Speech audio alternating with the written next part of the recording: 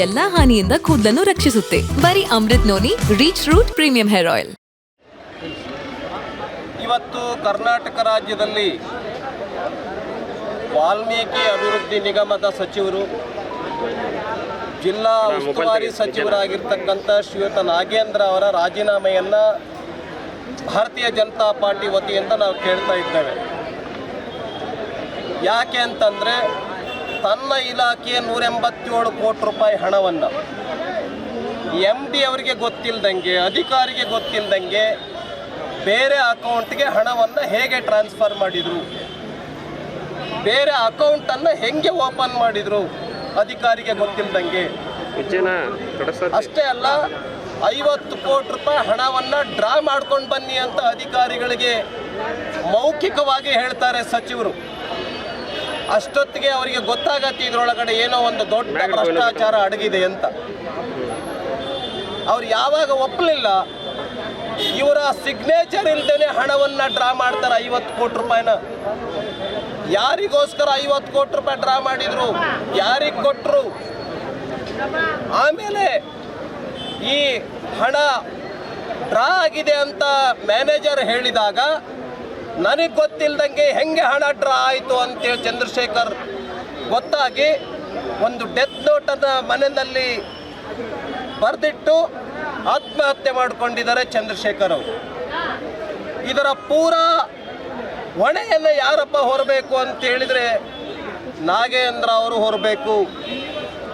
Death ನೋಟಲ್ಲಿದೆ, ಮೌಖಿಕವಾಗಿ ನನಗೆ ಸಚಿವರು 50 ಕೋಟಿ ರೂಪಾಯಿ ಡ್ರಾ ಮಾಡ್ಕೊಂಡು ಬಂದಿ ಅಂತ ಹೇಳಿದ್ರು, ಮೌಖಿಕವಾಗಿ ಹೇಳಿದ್ರು. ಅವರು ಒತ್ತಡಕ್ಕೆ ಒಳಗಾಗಿದ್ರು ಅಧಿಕಾರಿ ಚಂದ್ರಶೇಖರ್ ಅವರು. ಆ ಹಿನ್ನೆಲೆಯಲ್ಲಿ ನಾನು ಆಗ್ರಹ ಪಡಿಸ್ತೇನೆ, ನೈತಿಕ ಹೊಣೆ ಹೊತ್ತು ಕೂಡಲೇ ರಾಜೀನಾಮೆಯನ್ನು ಕೊಡಬೇಕು ನಾಗೇಂದ್ರ ಅವರು.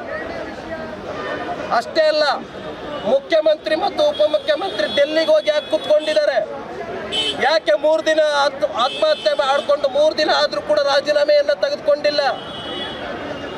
ಯಾರು ಸಂತೋಷ್ ಪಾಟೀಲ್ ಅಂತ ಒಬ್ಬ ಕಾಂಟ್ರಾಕ್ಟರ್ ಆತ್ಮಹತ್ಯೆ ಮಾಡ್ಕೊಂಡ ತಕ್ಷಣಕ್ಕೆ ಈಶ್ವರಪ್ಪ ಅವರು ರಾಜೀನಾಮೆ ಕೊಟ್ಟಿರಲಿಲ್ವೇನು? ಯಾಕ್ರಿ ರಾಜೀನಾಮೆ ಕೊಡ್ತಾ ಇಲ್ಲ ನಾಗೇಂದ್ರ ಅವರು? ಯಾಕ್ರಿ ರಾಜೀನಾಮೆಯನ್ನು ತೆಗೆದುಕೊಳ್ತಾ ಇಲ್ಲ ಮುಖ್ಯಮಂತ್ರಿ ಸಿದ್ದರಾಮಯ್ಯ ಅವರು? ಉದ್ದುದ್ದ ಭಾಷಣ ಮಾಡ್ತಾರೆ ಸಿದ್ದರಾಮಯ್ಯ ಅವರು ಮತ್ತು DK ಶಿವಕುಮಾರ್ ಅವರು. 40% ಭ್ರಷ್ಟಾಚಾರ ಆಗಿತ್ತು BJPನಲ್ಲಿ ಅಂತ.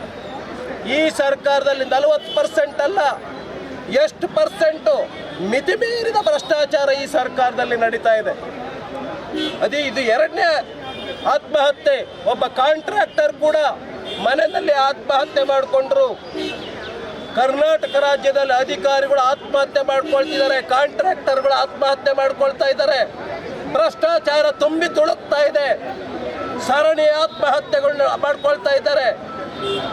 ಹಾಗಾಗಿ ಭ್ರಷ್ಟಾಚಾರ ತುಂಬಿ ತುಳುಕ್ತಾ ಇದೆ. ಕೂಡಲೇ ನಾಗೇಂದ್ರ ಅವರ ರಾಜೀನಾಮೆ ಕೊಡೋವರೆಗೂ ನಾವು ರಾಜ್ಯಾದ್ಯಂತ ಹೋರಾಟವನ್ನು ಮಾಡ್ತೇವೆ ಅನ್ನುವಂಥ ಮಾತನ್ನ ಈ ಸಂದರ್ಭದಲ್ಲಿ ಹೇಳೋದಕ್ಕೆ ಬಯಸ್ತೇವೆ. ನನ್ನ ಜೀವನದಲ್ಲಿ ನಾನು ಮಾತ್ರವಲ್ಲ, ನನ್ನ ಕೂದಲು ಕೂಡ ಆಗಿರ್ಬೇಕು ಸ್ಟ್ರಾಂಗ್ ಅಂಡ್ ಸ್ಟೈಲಿಶ್. ಬರೀ Amrit noni reach root premium hair oil ನೊಂದಿಗೆ. Reach root premium hair oil. ಅನುಕ್ಷಣದ ಸುದ್ದಿಗಳಿಗಾಗಿ Vistara news YouTube channel subscribe ಮಾಡಿ. ಹೊಸ ಸುದ್ದಿಗಳ ನೋಟಿಫಿಕೇಶನ್ಗಾಗಿ ಬೆಲ್ ಐಕಾನ್ ಕ್ಲಿಕ್ ಮಾಡಿ. ಲೇಟೆಸ್ಟ್ ಅಪ್ಡೇಟ್ಸ್ಗಾಗಿ www.vistaranews.com ವೆಬ್ಸೈಟ್ಗೆ ವಿಸಿಟ್ ಮಾಡಿ. ಅಂಗೈಯಲ್ಲೇ ಜಗತ್ತಿನ ಸುದ್ದಿ ತಿಳಿಯಲು Vistara news Kannada app download ಮಾಡಿ.